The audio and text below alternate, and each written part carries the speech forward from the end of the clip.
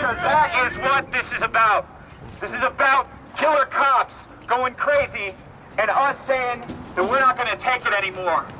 What do we want? Justice! When do we want? Now! What do we want? Justice! When do we want? Now! What do we want? Justice! When do we want? Now! What do we want? Justice! Now! I want to thank you guys all for coming out this time, but I also want to emphasize that the last time we did this, there were a lot less people. And that's sad, but it's also, the reason I'm sad is because since then we've had 3 more murders here in Salt Lake. Yeah. Take a look at that. Take a look at the people around you. These are the people you're fighting for. This is the community you're fighting for today. We are here to stand with Ferguson, but we are also here to stand up with the people from our community. We are here to stop arresting us, to stop murdering our own people. I went to Missouri this week. I went to Missouri, and I found that a lot of people are standing up. Kansas City and Kansas was standing up last night. Yeah. We were out there, we were fighting, we were protesting. And that's an uprising that I hope continues to spread around this country. And I hope that every single person here does not forget this. Do not let this just stop here. This is an uprising. This is going to go big. This is our own civil rights movement right here in our time. This is our time. I want to share with you something I wrote, because it really disturbed me, but I also want to share with you, and I want to encourage you to keep it going. I stopped by Missouri to witness all the hurt. I stopped by Missouri to see if things had changed, and they hadn't. Where are all the angry kids calling out for justice? Where are all the burnt away parents go? Where did their tears disappear to? I got to see the anger disappear as he was acquitted. Drowning faces, shifting faces of disappointment and sadness. Where did our justice go? Why does our black man still wish with no hope? When did the term police go from serve and protect to go good fuck with you? I stopped by Missouri to see pain. I stopped by Missouri, but nothing had changed. Everyone still went on about their day. Everyone confirmed. They fought through and catered to injustice, sitting quietly to the man. But I ain't never conforming. I'm lifting higher than Mr. X because I'm tired. I'm tired of seeing children crying. I'm sick of looking into a brown boy's mother and saying sorry. I'm tired of seeing blatant bloodshed on our pavements. This is what they've been doing. Don't get it twisted. These are modern day lynchings. Yeah. We aren't backing down. We're looking for freedom. We are never backing down. This spectrum is not even. We can't confirm. We cannot confirm until our justice is served for the Taylors and the Trayvons, for Mr. Garner, for my boy Hunt. For my boy Hunt. This guy right here. Yeah. For Mike Brown. We are never backing down. So I can look into a young colored child and tell him he's truly free, till he ain't never scared. We are never backing down till our justice is served. Some argue that Ferguson is now in a state of riot. I say that they are in a state of revolution. They are taking the opportunity to voice themselves in ways that they feel is the only way anyone can pay attention to their struggles, even if it means more arrests and more people to hate them, the very people who preemptively dismiss them as thugs. The resistance has become a bootstrap for other cities like Los Angeles, Chicago, New York, and even Mexico, with their now 71 disappearances in Ayotzinapa. These cities have joined in solidarity with Ferguson's movement for Ferguson. And this leads us to today, here in Salt Lake City, in front of the federal building. Many of you are here from word of mouth, flyers, posters, and social media. Many of you have allowed your minds to open and be critically conscious of what's going on. For you, thank you. Please keep it going and push it further. But there are some folks who I've encountered through the rally's webpage who have invalidated the experiences of those who have been targeted by the police, invalidated the families of murdered victims, and invalidated people of color. Although the state of Utah has experienced its own problems with the police, this rally is called Salt Lake City Stands with Ferguson. If we truly support Ferguson's movement, then let us not prioritize to talk about the fact that looting is over the unjust decision of the grand jury. Don't refuse to talk about the system being historically biased toward people of color. Don't refuse to discuss the intricate and important experiences of families who have unjustly lost a loved one to a police officer because of their race. But we must remember that this rally is for those such as Dylan Taylor, Darian Hunt, Corey Kenosha's families, Michael Brown's family, the people of Ferguson, and most importantly, Black lives, because Black lives matter. Because Trayvon Martin mattered, because Eric Gardner mattered, because Renisha McBride, a woman seeking help after a car accident, mattered, because Tamir Rice, a 12-year-old boy, mattered, because Mia Henderson, a Black transgender woman, mattered, because Marissa Alexander, a woman who was protecting himself from an abusive husband, was sentenced to 20 years, matters, because Oscar Grant mattered, and because Michael Brown, an 18-year-old boy walking down the street with a friend, mattered. See, this is not a comprehensive list of the lives that have been lost by police shootings or a failed justice system, but they are representative of why we are here and why we should continue to support the city of Ferguson. Thank you, and stay safe.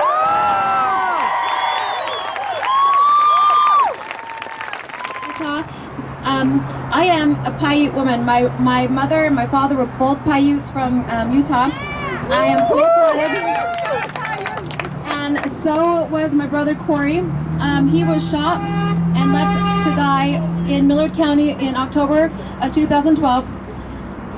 Just a little quick rundown of what happened to him. He was a passenger in a car. He was committing no crimes. He had no gun. He was unarmed. The driver was a white male. The cops, he fled from the cops. The driver got out, and the only person the cops saw was my brother. We don't know why, but somehow the driver got away. We believe Corey was a target of racism, which I live in Millard County, Utah. There's a little tiny police station down there ran by corrupt police.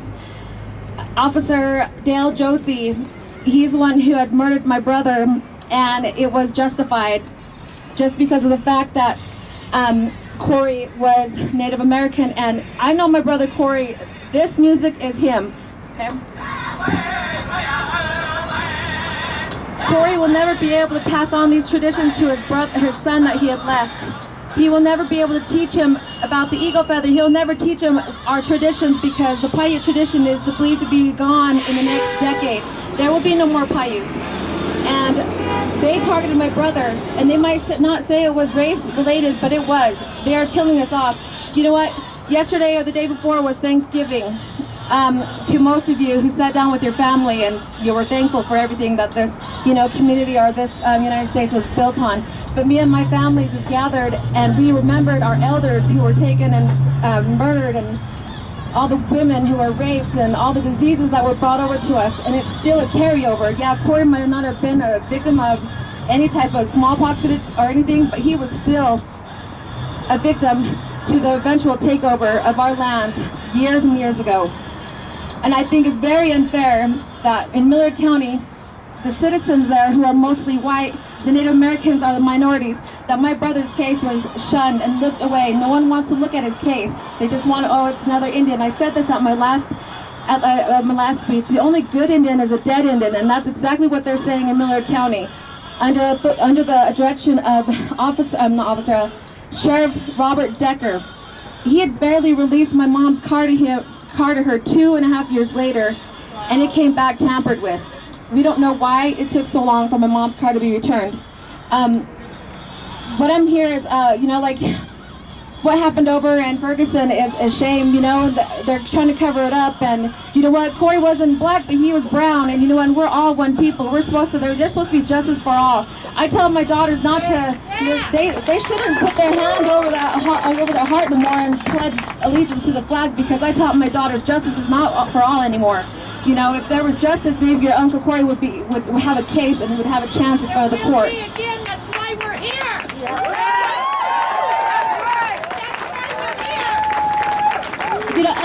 And I believe, the case, like I said, the case is so not worth looking at in Millard County. And and I'm always here because, in Salt Lake it's a bigger city, but where I come from, there's nothing like this. No one gathers like this, because it's just my brother alone down there who's been shot and murdered by cops. That's why I have to travel all the way up to Salt Lake just so I can get my brother's story out there. No one's going to pay attention to it. No one's going to pay attention to my brother's case in Millard County.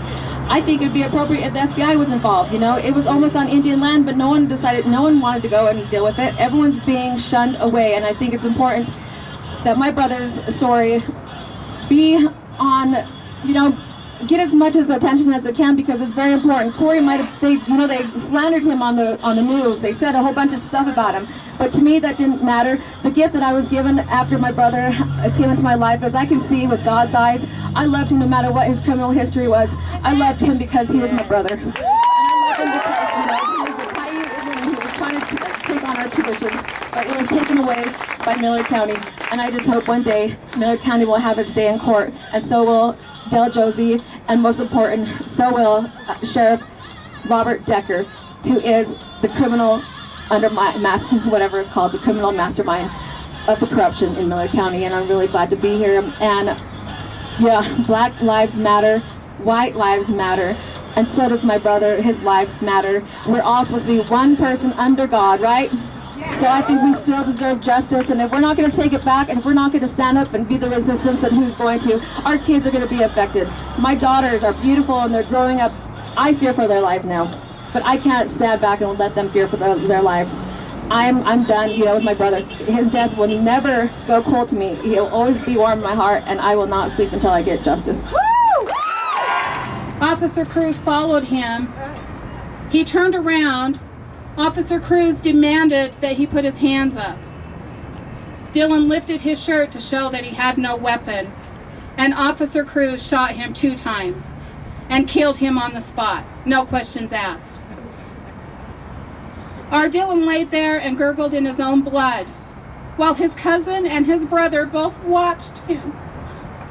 You see on the news that they pushed him down and said, "Shut up," as they watched their brother die. Our state does not allow anything for these victims. They say that Dylan's family is not a victim. My ass. Amen.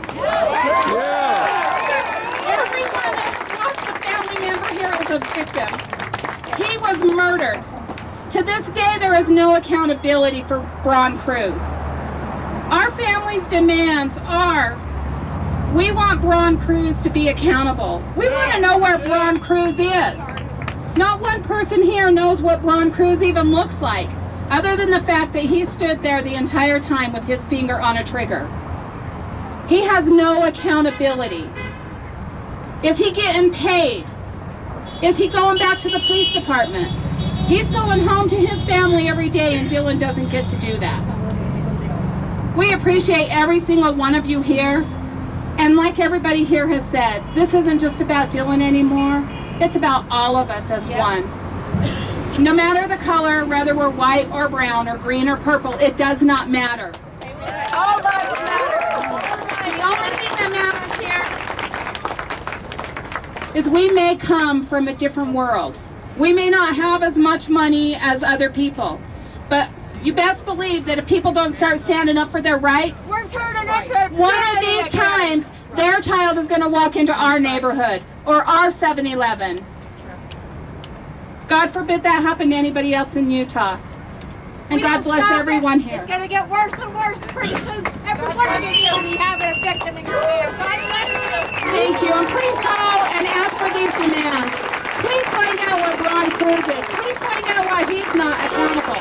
Please find out why they shot an unarmed kid that committed no crime, no weapon, and he has no life. Thank you.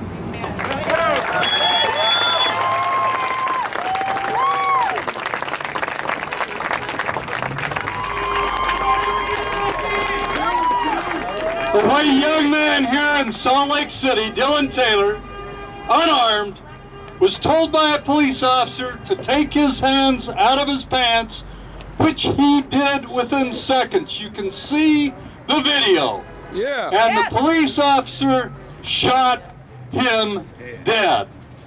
The killing was ruled as being justified. Will we the people accept that ruling from those in authority?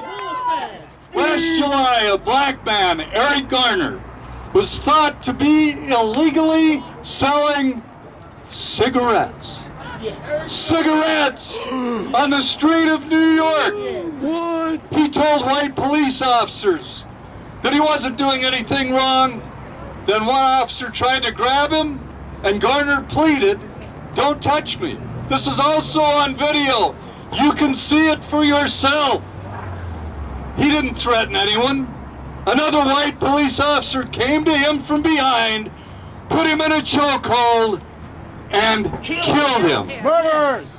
You can hear Garner on the videotape of the incident saying, "I can't breathe," as the officer maintained the chokehold after dropping Garner to the ground.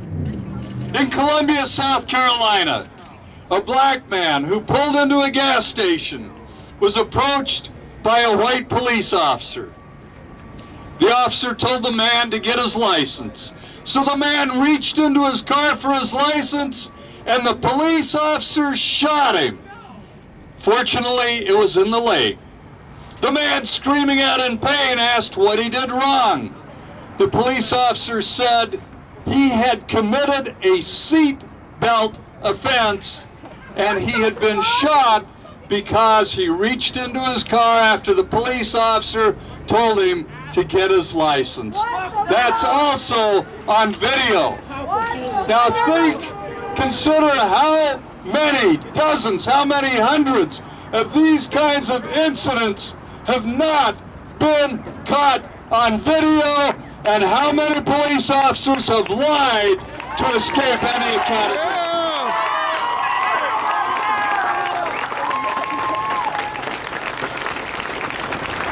In Saratoga Springs, Utah, a half-black young man, Darian Hunt, who had a toy sword, was running away from white police officers who had approached him. And as he was running, and again, this is on the security video, you can see it for yourself, he looks like he was running for his life away from these police officers. And as they ran after him, when he wasn't threatening anybody with any harm, he was shot 6 times in the back. Cowards! Murders! And the killing was ruled as being justified. Now anyone who knows the facts, and anyone who has seen the security video of Darian running would call it homicide. Yeah!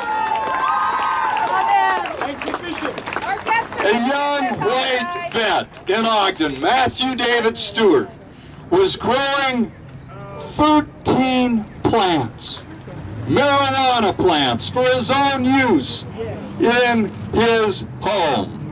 Police officers, who apparently didn't have better judgment and apparently nothing better to do, raided his apartment when Stewart was asleep. They broke down his door with a battering ram. Tragically, Stewart, who had been sound asleep and who apparently thought his home had been invaded by robbers and who had no idea that those who noisily entered his apartment were police, blindly, around a corner, shot in the direction of those that he heard in his home and shot 6 of the police officers, one of whom was killed. Later, Stewart, who was caught up in this tragic cycle of events simply because he had grown 13 plants for his own use, committed suicide in jail. No police officers were disciplined for the unnecessarily dangerous, absurd raid leading to the deaths of Stewart and a police officer. Zero accountability. Does this seem to be a constant theme with which we will put up? Or are we going to finally say, we will resist in every instance? We will join with our brothers and sisters across this country and say, no more. It is Utah against police brutality. And one thing we can ask ourselves 3 questions about how we want to change this system. We gotta do better. What do we want to win? Who do we have to win it from? And how do we have to win it? We put that together. We do it as a people, as a mass movement against police brutality. And they can't stop us. They're not going to stop us. This is us. We're the ones we have been waiting for. And we can do this. Hands up! Don't shoot! Hands up! Don't shoot! Hands up! Don't shoot! Hands up! Don't shoot! Hands up! Don't shoot! Hands up! Don't shoot! Thank you. Send me that picture. We always have to remember MLK. And MLK preached nonviolence. And it was a big discussion. And I support nonviolence and people who are nonviolent. You know, we need you in the mass movement. But then they murdered King. And they murdered Brother Malcolm. And they murdered Brother Huey. And Brother Jackson. And here today, the ghost of Brother Martin and Brother Malcolm are with us. The struggle that they started is not finished and will not be finished until black and brown people can walk down the street without fear. And I don't care who they have in the White House as the head cop and what color they are. We need to be free in the streets. Yeah. And this is systematic. In Tulsa in 1921, there was what was known as the Black Wall Street. You know, and we hear about Ferguson and how can they destroy their own communities? Well, this was the Black Wall Street. It was the richest black community in the entire country. So what happened with the aid of the police and the National Guard? White people rampaged through Tulsa and destroyed it and burned it to the ground. Hospitals, schools, churches. Right now, the KKK is suspected of burning down Mike Sr.'s church. Are you going to accept that? No. Hell no! Are you going to let the KKK get away with this shit? Hell no! And the cops say nothing. They say nothing. It was just revealed in Florida that many of the cops there were part of the KKK. Of course. They always talk about the good cops. Well, why aren't the good cops outing these cops? Yeah. Why is there a blue line of silence? And the reason there's a blue line of silence is not because there are mistakes or some bad apples. It's because the system isn't broken. It was built this way. I'm glad to see. I'm glad to see so many white faces out here in Utah. Because let me tell you, folks, there's only a few of us out here, and we can't do it without you. Yes. We need your help. We need you to get those demands and promise that you're not just going to call in. You're going to share them with your friends, your family, your coworker. You're going to put them up at libraries and bulletin boards and coffee shops. You know, this state is working how it was supposed to. And we need you. And you're waking up to the fact that we already knew. We have been living in a police state for 500 years, and we've been fighting. Sometimes we've been running, but we've always been fighting. And we're so glad that you're here to join us in this fight. Revolution now! Yeah. Ain't gonna get a disagreement from me, sister. Stand with Ferguson means more than just being out to support Ferguson. Standing with Ferguson means standing with SLCC, or SLC. It means standing with these brothers and sisters who are not 500 miles away, but are right here, grieving for their lost children, for their stolen lives, for the brutal torture, and humiliation they've suffered at the hands of the police. And we need to stand with them, and we need to build with them, and we need to fight with them. We've got to dare to struggle. We've got to dare to win. You know, children. We're fighting for everybody's kids here. That's right. If we don't do it, no one, they sure aren't going to do it for us. And I want to talk to you about some of the things they've been saying about the protesters and looters and rioters, so-called rioters in Ferguson. And if you think, and we can all be intelligent people and we can have discussion on the limits of protests and rights, but I saw an interview with a protester who said, you know, they interviewed him and they said, how can you destroy your own community? And he said, man, what do you mean my own community? We don't own any of these stores. We don't own any of these buildings. We have nothing. We have nothing, and they want to paint us like savages? No, we're fighting back. The same people who refuse to stock milk or build a grocery store, who make us have to go to the 7-Eleven to get food for our children, are the same ones supporting the cops that are out there killing us. It's the same group of people who own the buildings and the corporations that own the politicians and the judges who won't give us justice. Yeah. So, we can have intelligent disagreement, but I'll tell you what I said after the verdict was in, and I hope that you say the same thing. Not one word. I don't want to hear one bad word about the people whose lives are being taken, who are being beaten, gassed by the police out in the streets. We can disagree about their tactics, but I don't want to hear it. They are standing up and fighting back. It's not a riot, it's a rebellion. And that's what we have to keep in mind. You know, I want a peaceful event here. You know, there's a lot of kids, families out, and that's what we are organizing. But we have to recognize that it's right to rebel against oppression. It's right to rebel against injustice. It's right to rebel against these killer cops.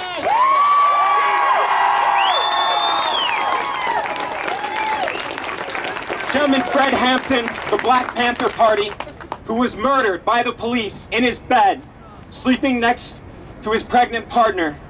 2337 Monroe Street, Chicago, Illinois, baby! That's right. He said, dare to struggle, dare to win. If you don't dare to struggle, you don't deserve to win. Are you gonna dare to struggle? Yeah! You going to dare to win? Yeah! Dare to struggle, dare to win! Never silent, never again! Dare to struggle, dare to win! Never silent, never again! Thank you, folks. All right, I just want to reiterate the really important point is that we have families in Utah that are demanding your help. Are you going to help families in Utah? Yeah! We're going to want justice for these families. Yeah! We got a stack of demands here. Please do not leave the rally without one. You get one, there's full information about phone calls you can make. We're going to demand that the cops who attacked Jacoya with their dogs, they get fired. They don't get a job anymore. No! We're going to demand what happened to Bron Cruz. We want to know if he's on the streets. Do you want Bron Cruz on the streets? No! And we're going to demand that they drop the ludicrous charges against Susan Hunt. Are you going to do that? Yeah! Please. We got our next speaker. We're going to hear from Brother Al. Change the state law. How's everybody doing? I want everybody to join in with me on this chant that I came up with. It's called Lives Matter, but when I name the color after the man's name, Mike Brown, you respond by saying Lives Matter. I am Mike Brown. Lives Matter!